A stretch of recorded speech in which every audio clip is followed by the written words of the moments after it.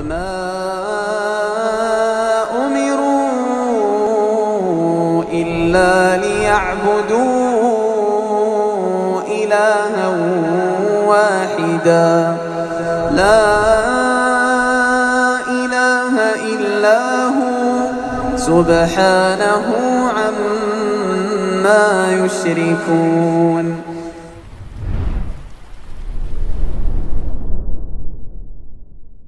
Bismillahirrahmanirrahim. Assalamualaikum warahmatullahi wabarakatuh. Innal hamdalillah nahmaduhu wa nasta'inuhu wa nastaghfiruh wa na'udzu billahi min shururi anfusina wa sayyiati a'malina. May yahdihillahu fala mudilla lahu wa may yudlil fala hadiya lahu. Asyhadu an la ilaha illallah wahdahu la syarika lahu wa asyhadu anna Muhammadan abduhu wa rasuluhu la nabiyya ba'dah. Faqad qala Allah Ta'ala ya ayyuhalladzina amanu ittaqullaha haqqa tuqatih wa la tamutunna illa wa antum muslimun. Ya ayyuhan nasu ittaqu rabbakum alladzi khalaqakum min nafsin wahidah wa khalaqa minha zawjaha wa batha minhuma rijalan katsiran wa nisaa'a. Wattaqullaha alladzi tasaaluna bihi wal arham innallaha kana 'alaikum raqiba. Ya ayyuhalladzina amanu ittaqullaha wa qulu qawlan sadida yuslih lakum a'malakum wa yaghfir lakum dhunubakum wa man yuti'illaha wa rasulahu faqad faza fawzan 'azima. Fa inna asdaqal hadithi kitabullah wa khairal hadi hadi Muhammadin sallallahu alaihi wasallam wa syarral umuri muhdatsatuha wa kullu muhdatsatin bid'ah wa kullu bid'atin dhalalah wa kullu dhalalatin finnar. Amma ba'd. Segala puji bagi Ar-Rahman Ar-Rahim Al-Karim Al-Mannan, Rabb kita Azza wa Jalla, dengan segala kebaikan dan karunia yang telah dilimpahkan olehnya kepada masing-masing dari kita, tiap dari kita, yang tidak akan pernah terhimpun oleh logika kita karena terlalu banyaknya pemberiannya dan begitu kurangnya ibadah kita dan syukur kita kepadanya. Kemudian syukur kita pula kepada Allah Azza wa Jalla yang telah mewahyukan kepada Nabi kita Muhammad sallallahu alaihi wasallam yang berupa Al-Qur'an dan juga As-Sunnah, yang dengannya kita berihtidak, mengambil hidayah, mendapatkan cahaya dan petunjuk yang menerangi dengan basirahnya perjalanan kehidupan di dunia ini yang penuh dengan bala dan ujian, serta menjadi bekal pula untuk keselamatan masing-masing dari kita di alam barzakh, kemudian pula untuk meringankan urusan kita di yaumil hisab, sehingga dengan Al-Quran dan juga As-Sunnah Allah Subhanahu wa Ta'ala merahmati, memberikan naungan pada orang-orang yang pantas mendapatkannya sampai dimudahkan menuju ke Al-Jannah, menuju Jannat Na'im, yaitu surganya Allah Azza wa Jalla. Dan kita memohon kepada Allah Azza wa Jalla semoga manisnya janji-janji Allah Azza wa Jalla adalah yang akan tertunaikan kepada kita dunia dan akhirat, dan juga perlindungan dari Allah Azza wa Jalla terhadap makar, azab dan keburukan dunia dan akhirat terwujud pada kehidupan kita atau diri kita. Ikhwas sekalian dan juga akhwat, para bapak dan para ummahat, pembahasan kita kali ini langsung saja ke nama Rabb kita di antara nama Allah Azza wa Jalla, Ar-Rahmanur Rahim, di halaman 131 dari kitab terjemahan. Ar-Rahmanur Rahim, yang maha pengasih lagi maha penyayang, itu kalau diterjemahkan di Indonesia. Sebagian menerjemahkan Ar-Rahman itu yang maha pemurah, ya. Sebagian atau kadang-kadang Ar-Rahman diterjemahkan yang maha penyayang, yang maha pengasih. Dikatakan oleh Syekh Abdul Razak hafizahullah, ini adalah dua nama Allah yang mulia dan banyak disebutkan dalam Al-Quran Al-Karim, Ar-Rahman Ar-Rahim. Di antara firman Allah Azza wa Jalla, Ar-Rahmanu 'alal 'arsy istawa, yaitu Ar-Rahman yang Maha Pemurah yang beristiwa di atas arsy, yang bersemayam di atas arsy.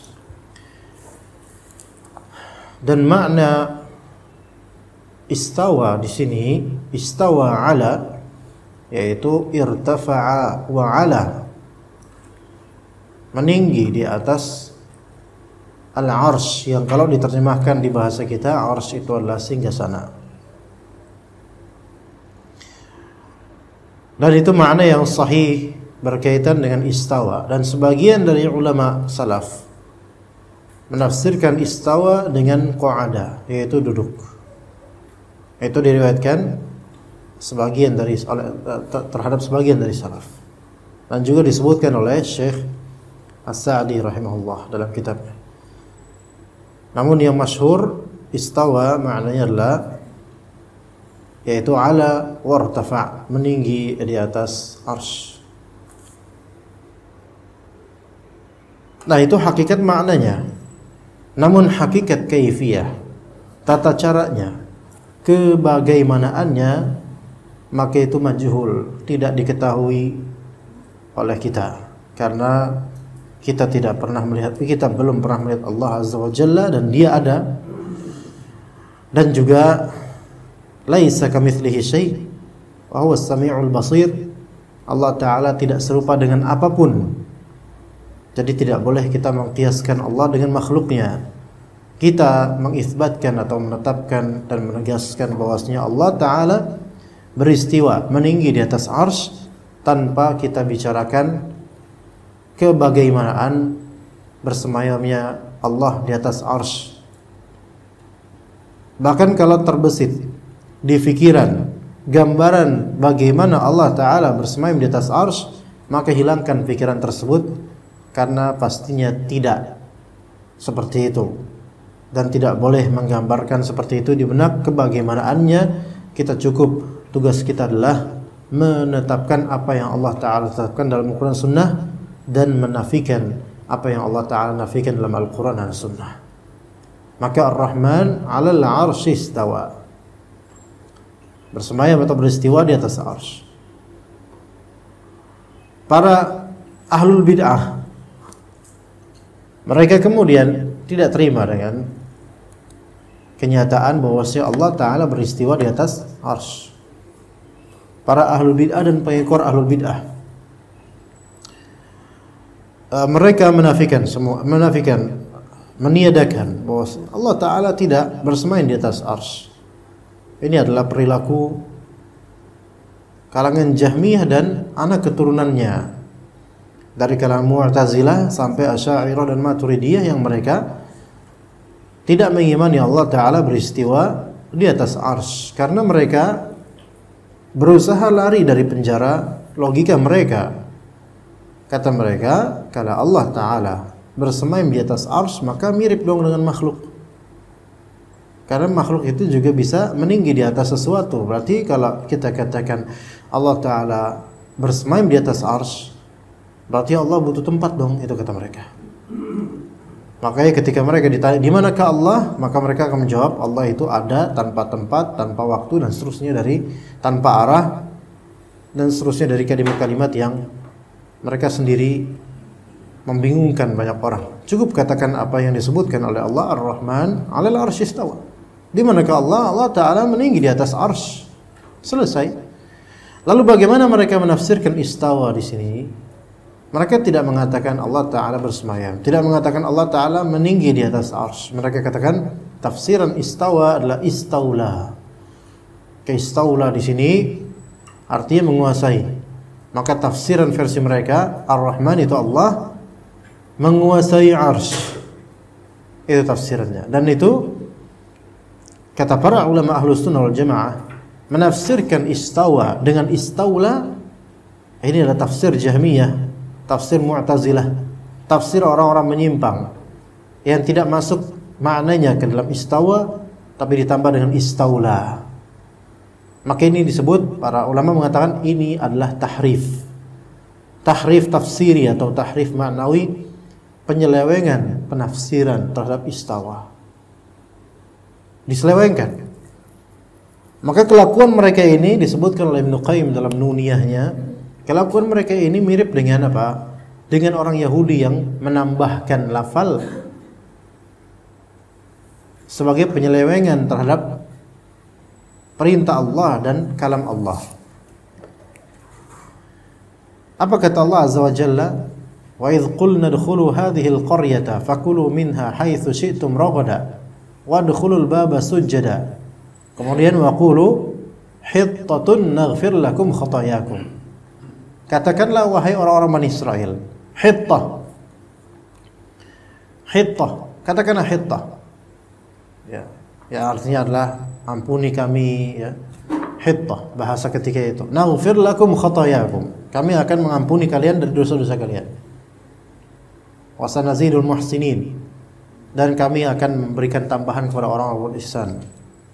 Namun apa? Fabaddala alladzina zalamu qawlan ghayra alladzi qila lahum. Maka orang-orang yang zalim ini, yaitu kalangan Bani Israel, sebagiannya mengganti, ya, perkataan. Fabaddala alladzina zalamu qawlan ghayra alladzi qila lahum, tidak seperti yang diperintahkan. Kan diperintahkan apa? Hittah. Apa yang mereka katakan? Hintah, gandum. Disuruh hittah, mereka tambahkan nun. Maka ini nunnya Yahudi. Kemudian istawa ditafsirkan oleh orang-orang Jahmiyah, Asy'ariyah dan Mu'tazilah dan semisalnya. Istawa dengan istaula. Maka di sini ada nun al-Yahud dan juga ada lam al-Jahmi. Lam al-Jahmiyah. Ya. Ini bentuk apa semuanya? Bentuk tahrif. Apa itu tahrif? Penyelewengan terhadap kalam Allah. Maka menafsirkan istawa dengan istaula ini merupakan bentuk tahrif, penyelewengan. Walaupun berangkat dari kecemburuan mereka terhadap Allah. Kalau misalnya kita katakan Allah di atas arsy, maka ini seperti makhluk karena butuh tempat, kata mereka. Inilah ketika Allah katakan Allah beristiwa di atas arsy, mereka bilang enggak. Yang benar adalah Allah Ta'ala istaula, yaitu menguasai arsy. Mereka menyelisihi ijma' salaf. Mereka menyelisihi salafus saleh. Ya, ini pelajaran akidah ya jemaah. Mungkin agak berat mungkin bagi sebagian, tapi nggak apa-apa ya. Yang penting pernah kedengeran materi seperti ini. Ya. Ar-Rahmanu 'alal 'arsy istawa, beristiwa di atas arsy. Itu yang kita yakini jemaah sekalian, dan di sini ada nama Ar-Rahman. Apakah penyebutan Ar-Rahman dalam konteks beristiwa di atas arsy itu ada korelasinya dan ada hikmahnya? Pasti ada hikmahnya. Allah Ta'ala meninggi di atas seluruh makhluk, di atas arsy, dan arsy adalah makhluk terbesar. Arsy adalah makhluk terbesar. Arsy adalah makhluk, dan ia adalah makhluk terbesar. Baik, kemudian kenapa Ar-Rahman? Ya. Karena Allah Ta'ala maha memberi, maha mengasihi, maha pemurah untuk segala makhluknya secara umum, yang semuanya ada di bawahnya, yaitu semua tidak ada yang setara dengan Allah Azza wa Jalla. Ketika kita berdoa, kita minta sama Allah Azza wa Jalla, hati kita pasti mengarah dan berkiblat kepada Allah Azza wa Jalla yang kita yakini secara tabi'i dan fitrah bahwasanya Allah di atas segalanya. Dan ketika kita berdoa, kita korelasikan perasaan hati kita dengan ayat ini, Ar-Rahman 'alal 'arsy istawa, bahwasanya Allah meninggi di atas arsy dan Allah itu Ar-Rahman loh. Jadi ketika berdoa betul-betul meyakini Allah itu pemurah yang akan memberi apa yang kita minta dengan kebijaksanaannya. Ya. Jadi ayat ini penting juga untuk para pendoa. Selain ayat ini juga menanamkan kepada kita akidah tentang beberapa sifat Allah yang mulia, yaitu pertama tentang rahmat Allah karena lafal Ar-Rahman. Kedua tentang uluwullah, kemahatinggian Allah dengan lafal ala. Kemudian sifat Allah yaitu khalq, menciptakan dengan adanya lafal al-arsh, karena arsh ini makhluk.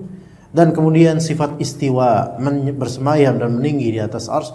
Ini ada 4 sifat yang terkandung maknanya dalam ayat ini dari 4 kata. Ar-Rahman menunjukkan rahmat Allah, Ala menunjukkan kemahatinggian Allah, Al-Arsh menunjukkan maha menciptanya Allah, kemudian istawa menunjukkan meningginya Allah atau bersemayamnya Allah di atas arsh.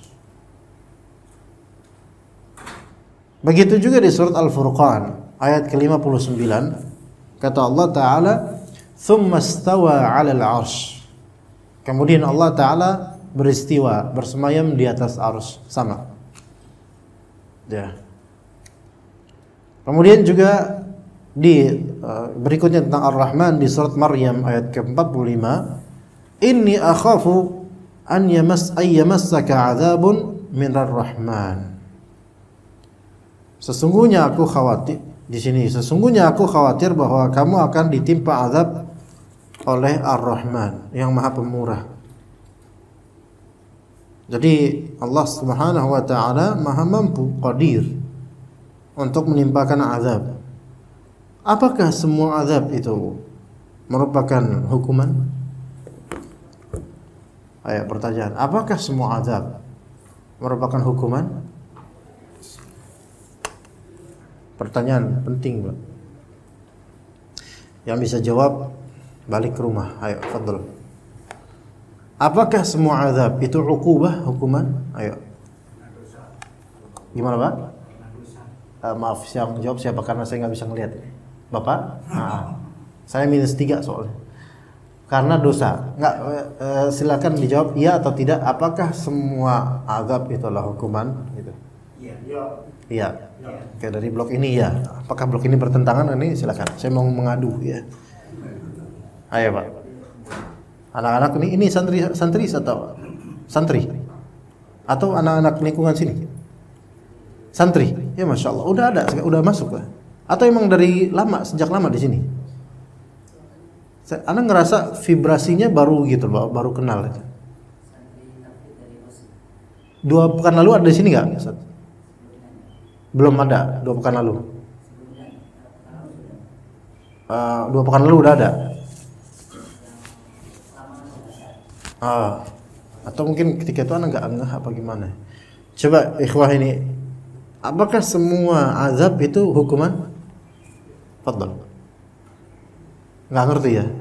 Masih terlalu usia dini ya. Belum pernah kena azab mungkin. Jadi nggak tahu. Apakah semua azab itu adalah hukuman? Pertama, harus dibedakan azab dengan hukuman. Ya. Azab dengan hukuman. Bahwasanya azab itu azab, hukuman beda. Ya. Allah Subhanahu wa taala yarhamu man yasha. Allah taala yu'adzibu man yasha. Allah taala memberi rahmat pada siapa yang Allah kehendaki. Allah taala memberi azab pada siapa yang kehendaki. Ada istilah kita tuh mengenalnya rahmat di balik musibah. Apa ya? Ya semacam itulah, hikmah di balik musibah gitu. Orang kena musibah itu apakah mesti kena azab? Iya, musibah itu azab. Tapi apakah orang kena musibah apakah itu mesti uqubah, hukuman? Belum tentu. Oke, kaidah yang kedua. Kaidah pertama, azab dengan hukuman itu 2 hal yang berbeda. 2 istilah yang berbeda. Yang kedua, tidak semua azab adalah hukuman. Jadi mohon maaf Pak, tapi saya akan membuktikan bahwa saya tidak semua azab adalah hukuman. Tidak semuanya. Sebagian dari azab itu adalah rahmat, dan sebagian dari azab bukan hukuman sama sekali memang. Bagaimana buktinya?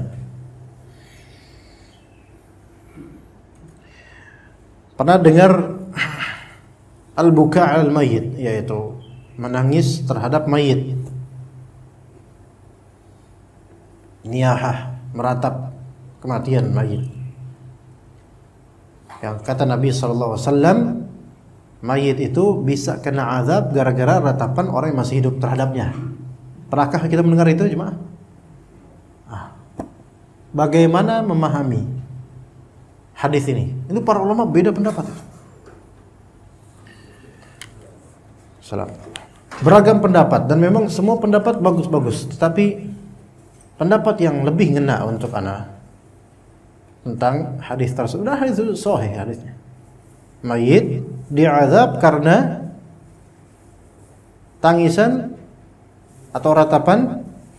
Tangisan di sini ratapan, jemaah, bukan menangis biasa, tapi meratap, dan meratap itu beda dengan sebatas menangis.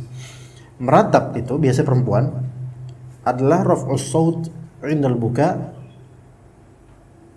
bi mauti ahadin ala qasdi, yaitu meninggikan suara tangisan dengan sebab kematian seseorang dengan sengaja. Maksudnya meninggikan suaranya dengan sengaja, maka itu meratap.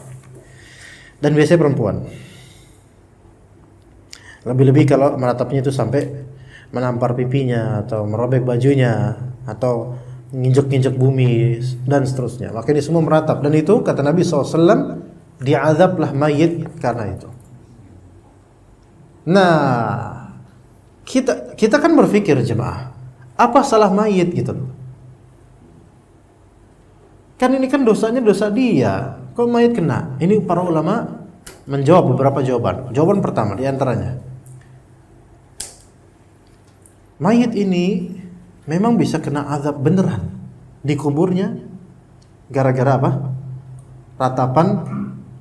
Anak ingatnya ratapan anak tiri terus. Kalau lafal ratapan tuh mesti ratapan anak tiri, enggak, mesti ratapan orang yang masih hidup terhadapnya. Jika mayit ini dulu ketika hidupnya memintanya, tolong nanti kalau babe mati, tolong adakan ini, adakan itu, diwasiatkan begini begitu, sehingga terjadilah ratapan. Adakan 7 harian, 40 harian, nanti tolong kenang.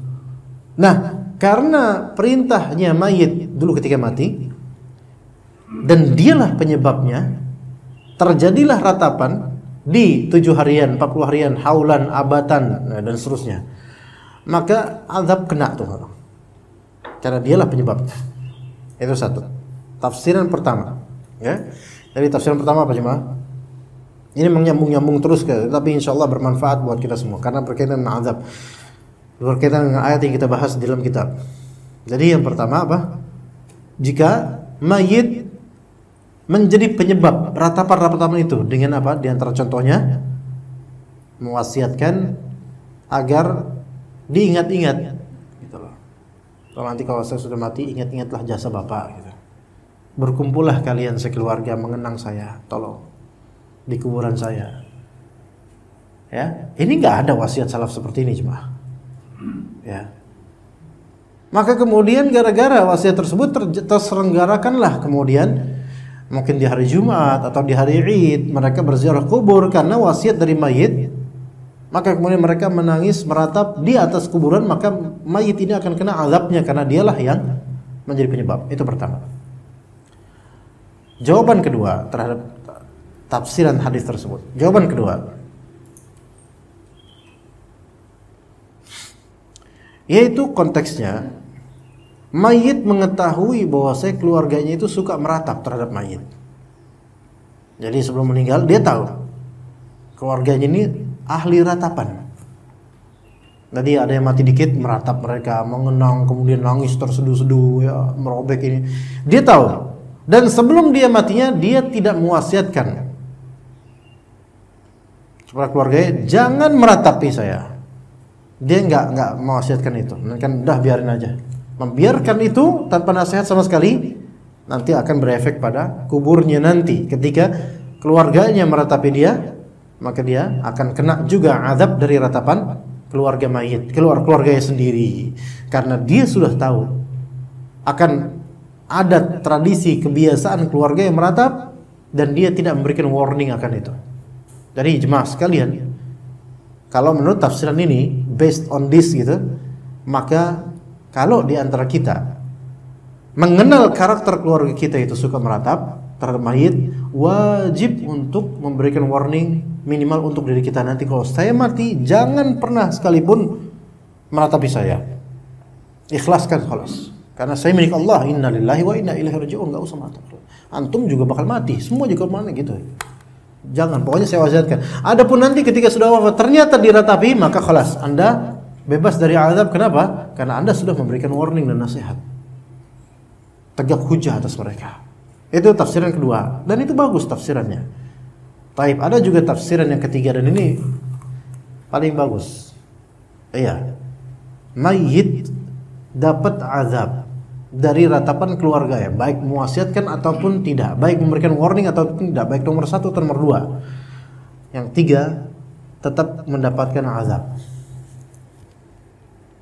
Iya. Walaupun ketika masih hidup dia memberikan warning, pokoknya saya wafat nanti jangan ada yang meratapi saya. Mati, wafat, kemudian diratapi oleh keluarganya, dapat azab walaupun dia saleh. Iya benar Pak. Karena zahir hadisnya seperti itu, nggak mengenal dia saleh atau apa, nggak mengenal itu, semua kena azab. Orang-orang yang dikubur itu, kalau misalnya diratapi oleh keluarganya atau sahabat dekatnya, iya kena. Lah, kita kemudian berpikir kan, bukankah kata Allah Azza wa Jalla, alla taziru waziratu wizra ukhra, seseorang itu tidak akan memikul beban dosa orang lain, kecuali kalau dia mungkin penyebabnya atau dia pengajarnya.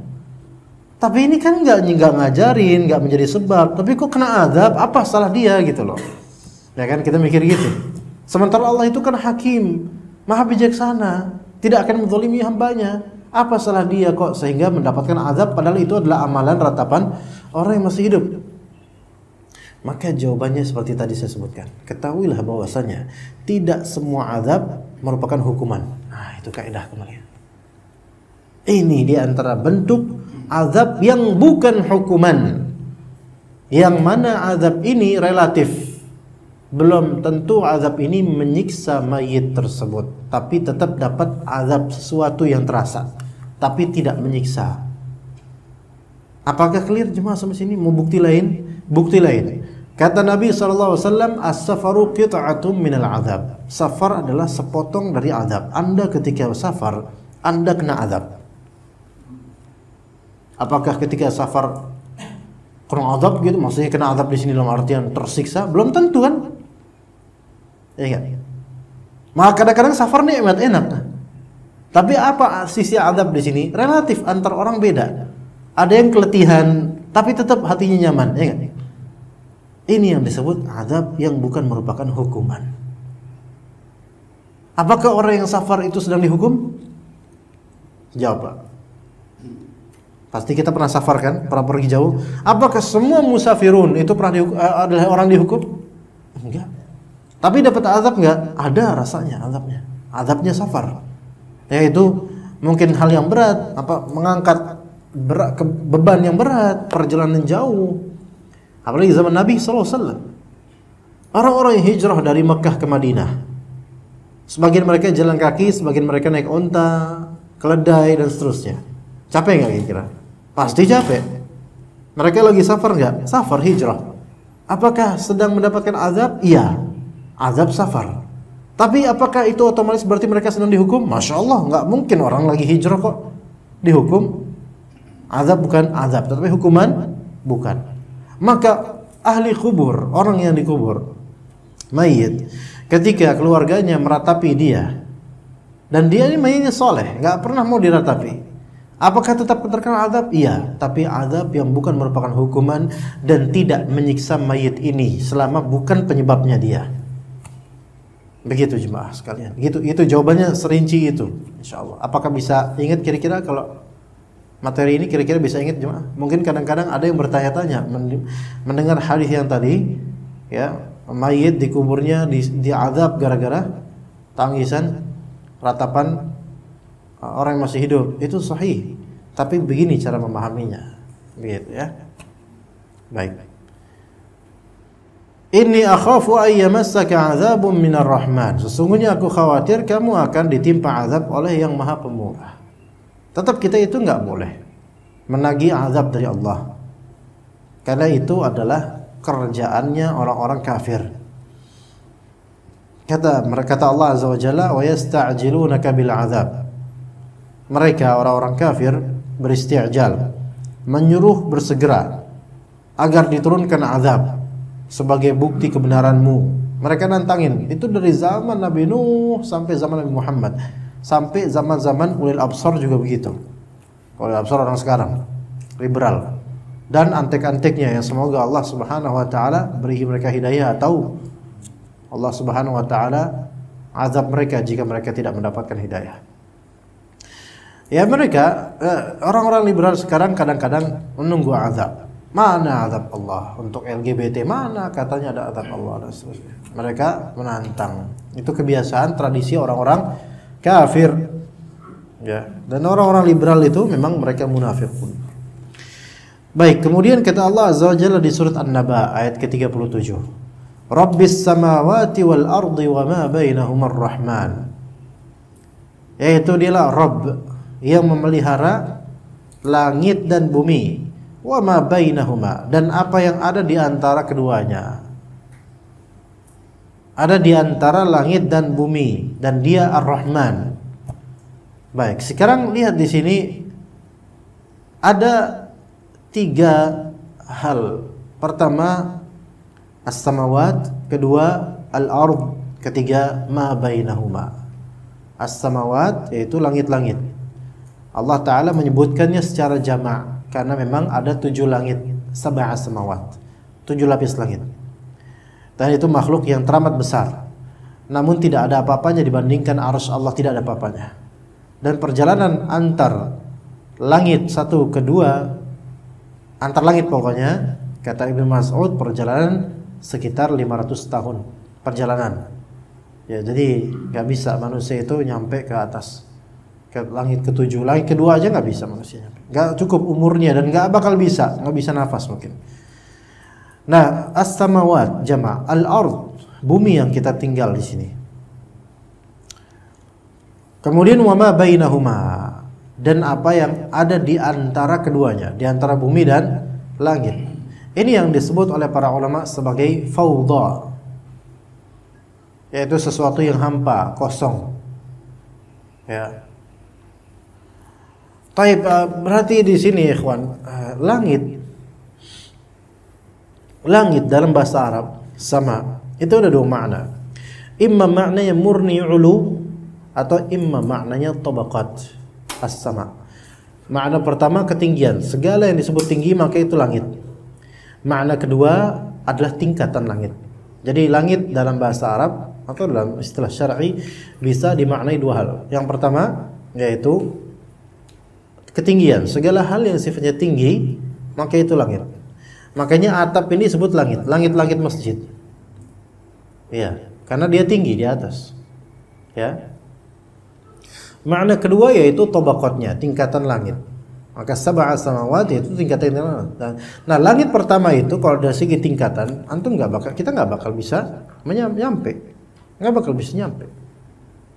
Bagaimana dengan bulan dan bintang, matahari dan seterusnya? Apakah itu bagian dari langit? Mungkin. Hanya bagian kecil dari langit pertama. Taib, kalau misal awan, ada yang mengatakan bahwasanya awan itu bukan bagian dari langit. Ada yang mengatakan bahwasanya awan itu bagian dari langit. Al-muhim, awan itu di ketinggian, makanya disebut pula langit. Ya. Di Jawa Timur ada pesantren langitan. Ya. Iya. Menerbitkan album-album qasidahan dan selawatan. Ya. Langit. Tapi ya, kata Allah Azza wa Jalla, Rabbis samawati wal ardi wa ma bainahuma. Di antara langit dan bumi berarti ada sesuatu yang disebut kehampaan, fawdha. Yang kalau kita naik pesawat, ya, nah kita berada di fawda itu sebelum ke awan-awan. Anggaplah awan itu bagian dari langit, thayyib. Tapi di bawah awan, wa ma bainahuma berarti kosong. Kosong di sini maksudnya tidak ada bangunan, tidak ada benda yang khusus yang melayang di situ, nggak ada. Kalaupun ada burung, itu tidak stay di situ. Burung terbang, berpindah-pindah. Wa ma bainahuma di sini kosong, hampa. Enggak terlihatan ada apa dan ada siapa. Ya, tahir. Dan memang itu disebutkan sini Ar-Rahman, Maha Kuasa, Maha menyayanginya Allah Azza wa Jalla. Coba lihat di surat Al-Baqarah. Inna fi khalqis samawati wal ardi wa ikhtilafil laili wan nahar wal fulki allati tajri fil bahri bima yanfa'un nas wa ma anzala minas samaa'i min ma'in fa ahya bihi al-ardha ba'da mawtiha wa batha fiha min kulli dabba wa tasrifir riyahi was sahabil musakhkhari bainas samaa'i wal ardh was sahabil musakhkhari bainas samaa'i wal ardh. Lihat di sini ayat ini menunjukkan bahwa sahab yaitu awan itu bukan bagian dari sama. Walaupun sebagian orang menunjukkan awan itu adalah langit. Tapi langit dari segi makna ketinggian, ya, awan di ketinggian. Tapi dari segi tabaqat, tingkatan langit pertama, awan itu belum nyampe tingkatan pertama sama sekali. Iya, dengan dalil di surat Al-Baqarah, was-sahabil musakhkhari bainas sama'i wal ard. As-sahab yaitu awan yang musakhkhar, yang diatur oleh Allah Azza wa Jalla baina, antara as-sama, langit pertama, dan wal ard, dan bumi. Berarti sahab ini bukan bagian dari langit pertama sama sekali. Masih jauh. Ketika misalnya kita naik pesawat, nabrak awan kan? Ya. Dan awan itu sesuatu yang berat sebenarnya karena mengandung air yang sangat besar. Ditabrak-tabrak tuh sama pesawat sampai kita mungkin goyang-goyang. Maka kalau anak kita bertanya, "Apa udah sampai langit ya, Pak ya?" Jawabnya apa? Belum. Kalau langit dimaknai yaitu tingkatan langit pertama, belum sama sekali. Tapi kalau langit di sini dimaknai ketinggian, ya iya, jangankan awan. Atap masjid aja udah termasuk langit. Dari segi makna apa? Ketinggian. Ya. Nah, Allah Ta'ala ingin menunjukkan di ayat An-Naba ini, Rabbis samawati wal ardi wa ma bainahum ar-Rahman, bahwasanya penciptaan samawat, langit yang jumlahnya 7 itu, kemudian ard, bumi yang begitu kecil sekali, kemudian di antara bumi dengan langit itu ada ma bainahum, sesuatu yang kosong, hampa, dan korelasi kemudian Ar-Rahman. Ini menunjukkan bahwasanya bumi yang kecil ini dengan penghuninya yang seperti kita yang sangat kecil, kerdil ini, Allah Ta'ala merahmati itu. Lihat bagaimana Allah Ta'ala mentadbir, mengatur dan memperhatikan bumi yang sangat kecil tanpa meninggalkannya, diatur oleh Allah Azza wa Jalla. Padahal kalau kita ini berpemahaman globe earth, bumi itu bulat, maka semua antariksa semua ini langit, bumi kecil di sini. Dan seperti langit-langit itu adalah sesuatu yang mengelilingi bumi ini dengan kuasa Allah, dan Allah lebih tahu bagaimana tata cara semua itu.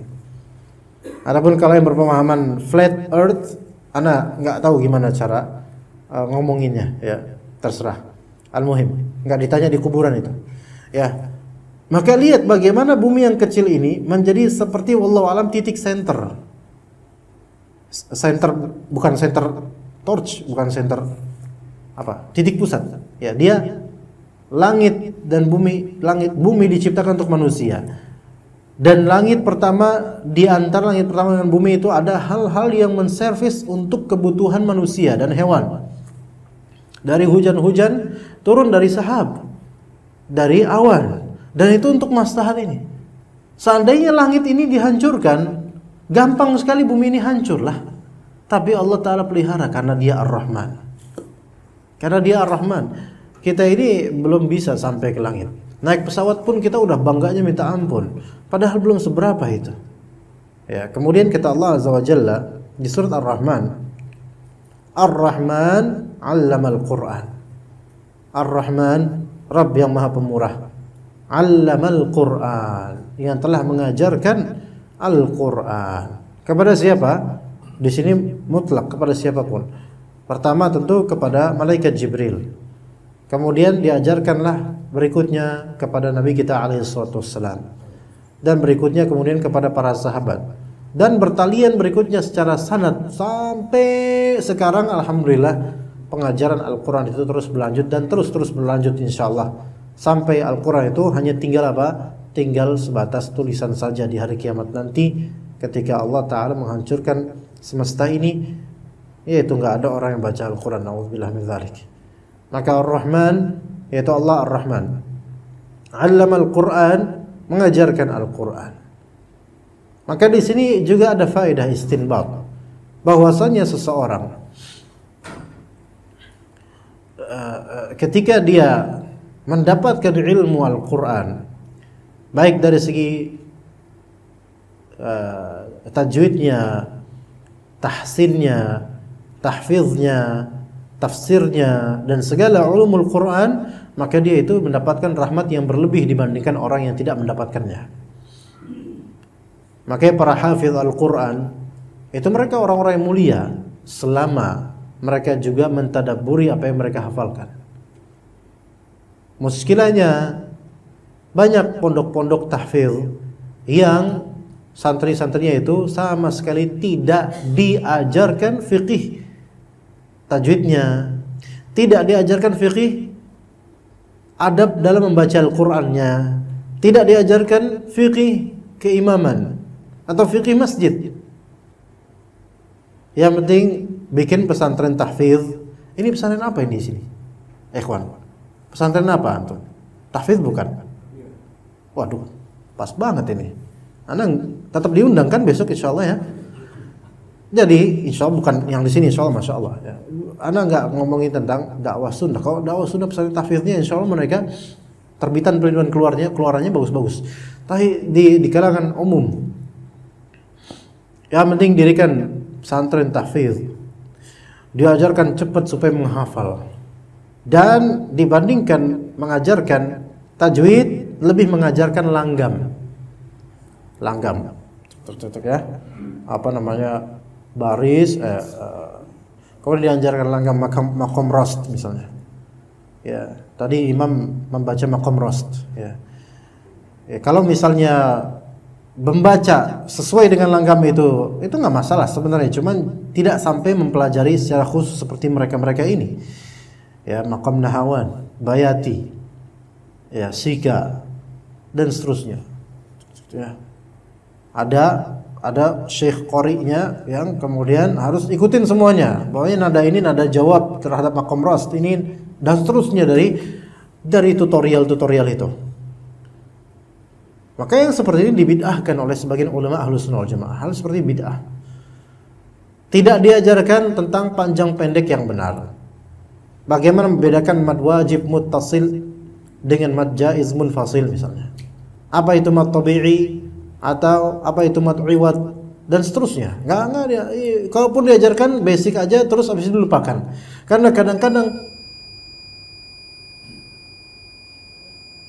enggak berhenti. Karena apa saya tadi mau ngomong apa lupa langsung. Iya, kadang-kadang apa habis itu, Pak? Hilang langsung.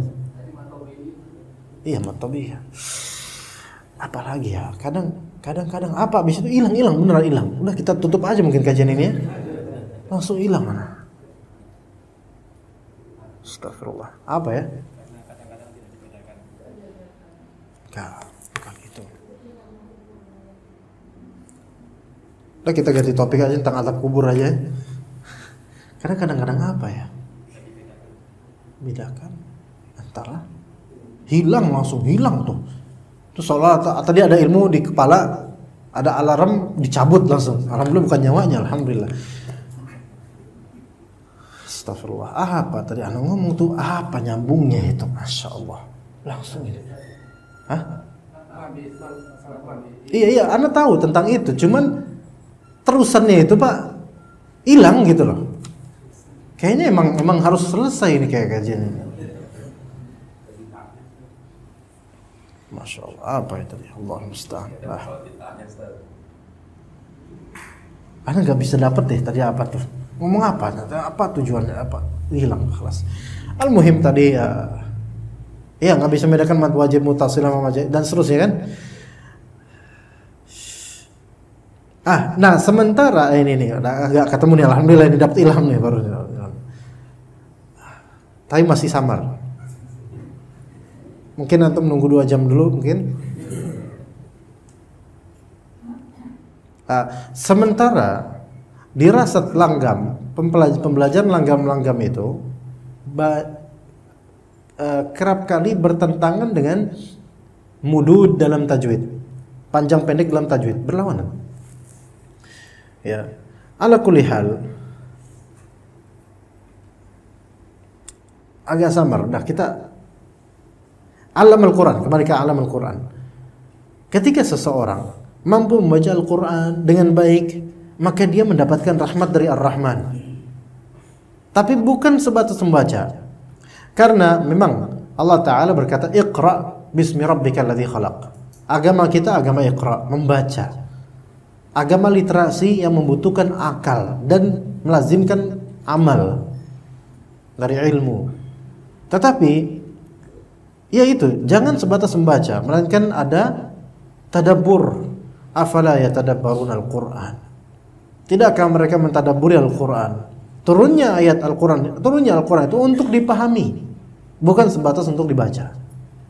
Bukan sebatas untuk disoraki, bahkan itu suatu hal yang merupakan kebid'ahan. Ketika qari'nya baca Al-Qur'an, selesai ayat, apa kata jemaah? Allah. Apa qari bilang?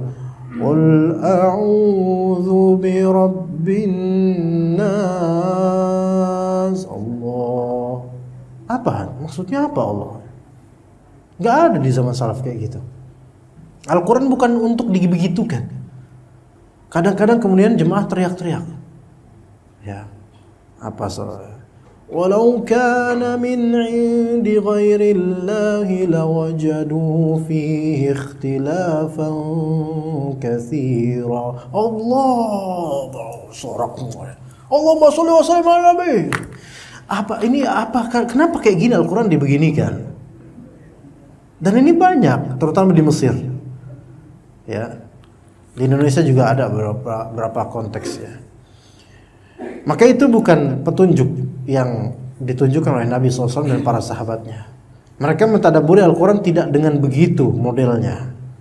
Ya. Nah, jadi jemaah sekalian, di sini apakah di sini ada kajian tafsir?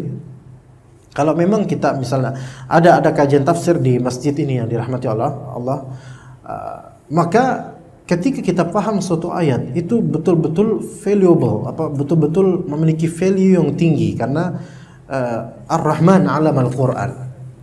Karena Allah Ar-Rahman, dialah yang mengajarkan Al-Qur'an. Ketika kita terajarkan kepada kita Al-Qur'an oleh ustaz-ustaz kita, maka itu sama dengan Allah Ta'ala mengajarkan kepada kita melalui ustaz-ustaz kita. Dan itu suatu rahmat dari Allah Azza wa Jalla. Dan memang Al-Qur'an ini adalah suatu rahmat terhadap kaum muslimin ya, untuk kita tadabburi. Itu ayat-ayat kira-kira 5 ayat yang telah kita bahas pada pagi hari yang berbahagia ini ya. Suruh kira-kira berapa menit lagi kira-kira? Jika ada pertanyaan dipersilakan ikhwah. Fadhal. Bismillah. Mau tanya, sekarang zamannya udah canggih, sudah gadget gitu, teknologi canggih.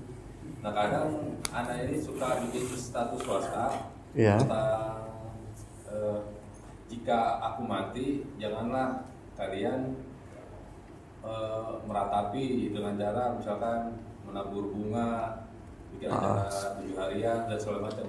Nah wasiat seperti itu apakah sudah cukup dengan status dengan orang yang nanti akan baca atau tetap dengan lisan juga? Dengan lisan. Karena kalau dengan status itu masih belum diperhatikan. Kadang-kadang yang baca belum tentu keluarga. Ya. Tapi usahakan dengan lisan karena itu ada kesungguhan langsung. Ntar kalau saya mati, tolong jangan lakukan hal-hal ini. Para ulama salaf tuh sebagiannya mereka mewasiatkan seperti itu. Jangan lakukan hal-hal ini ketika saya mati.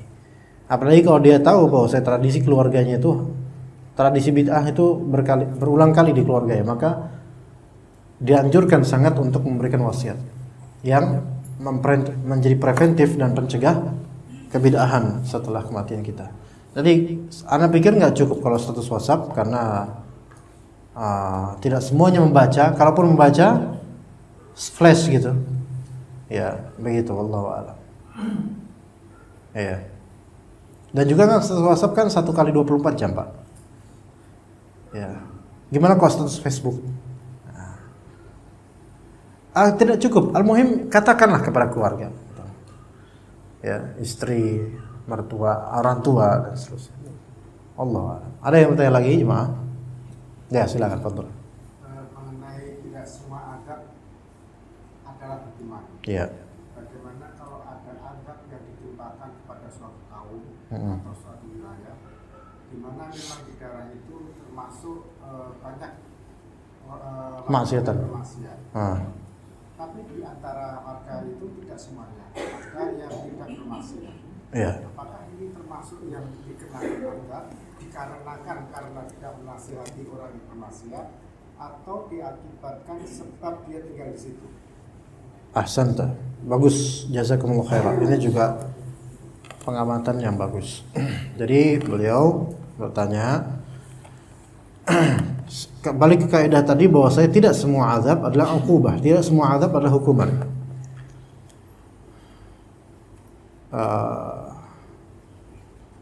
Maka bagaimana dengan kondisi daerah-daerah yang terkena azab secara umum? Karena disebabkan apa? Banyaknya ahli maksiat gitu Pak ya, atau musyrik, syirik. Kemudian Allah Ta'ala beri azab bukan hanya yang ahli maksiatnya, bahkan yang alimnya juga bisa kena, dengan dua kemungkinan sebab. Imma yang pertama karena tidak menasihati, atau yang kedua karena betah tinggal di lingkungan seperti itu tanpa hijrah. Ya, itu sahih. Tapi apakah mereka itu dihukum?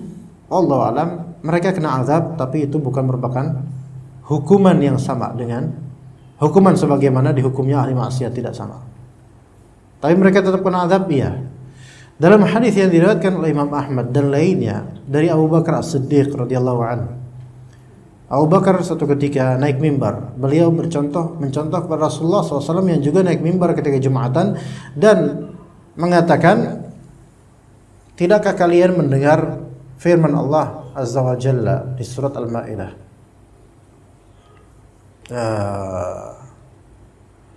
Coba, ada yang hafal surat Al-Ma'idah dari para santri, ikhwan? Al-Ma'idah, ada yang hafal? Fadl. Al-Ma'idah? Belum? Kalau ada, baca dari awal sampai akhir. Enggak bisa habis di kajian. Kata Allah Azza wa Jalla, la yadurrukum man dhalla idza ihtadaitum. Kata Allah Azza wa Jalla, orang yang sesat itu tidak memberi madarat kepada kalian jika kalian sudah dapat hidayah. Ya. Orang yang sesat tidak memberikan madarat jika kalian mendapatkan hidayah. Pahami baik-baik itu gimana ya, Pak?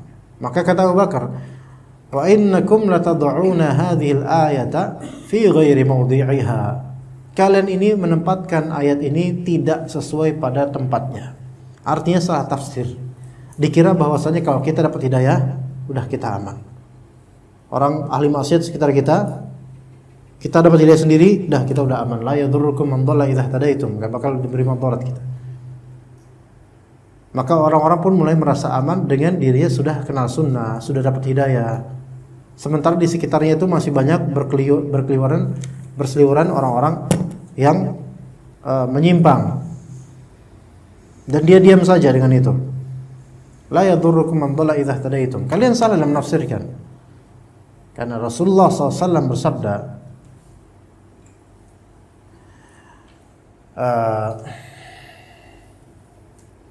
idza atau kama qala Nabi SAW, sebagaimana disampaikan oleh Nabi SAW, idza ra'a min au kama qala Nabi. Bahasa Arabnya juga karena di dalam Musnad Ahmad itu bisa kisaran 7 kali hadis ini terulang dengan lafal yang beragam tapi esensinya sama. Jika suatu kaum melihat kemungkaran, falam yughayyirhu ahadun, tidak ada satupun yang berusaha mencegahnya, berusaha mengubahnya. Karena mengubah kemungkaran itu imma dengan lisan, imma dengan tangan, imma dengan lisan, atau dengan lisan atau dengan tangan atau dengan qalbu.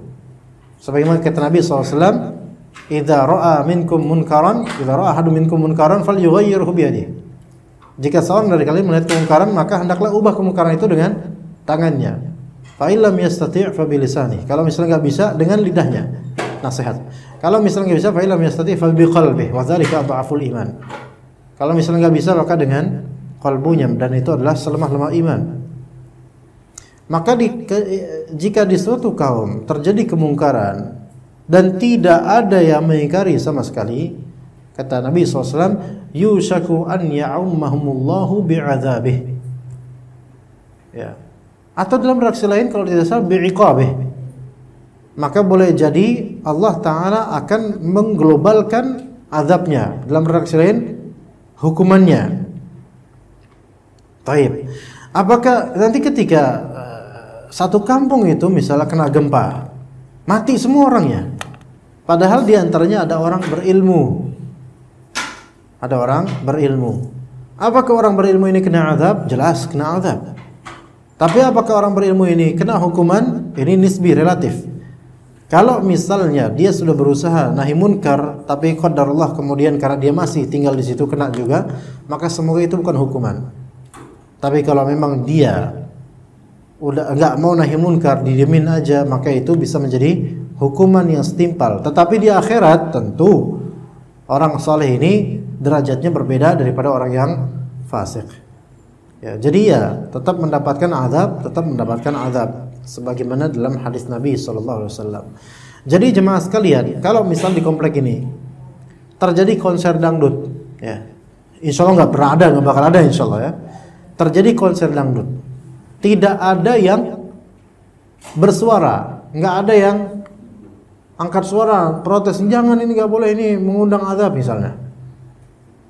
Maka kalau Allah berikan azab itu bisa umum satu komplek.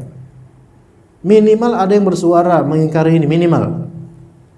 Orang Indonesia itu apalagi yang Jawa, kita orang Jawa, Pulau Jawa, sungkanan orangnya. Mau raise the voice gitu, mau mengangkat mengangkat tema, mengangkat suara tentang kemungkaran, itu enggak takut gitu loh. Maka hati-hati kalau semua kemungkaran didiamkan, bisa berlanjut pada hukuman atau azab untuk semua pihak yang ada di daerah itu. Ya begitu Pak. Ya semoga bermanfaat. Sepertinya udah masuk waktu syuruk. Kita cukup sampai sini insyaallah. Wa sallallahu ala nabiyyina Muhammad wa ala alihi wa sahbihi ajma'in. Subhanakallahumma bihamdika asyhadu an la ilaha illa anta astaghfiruka wa atubu ilaik. Wassalamualaikum warahmatullahi wabarakatuh.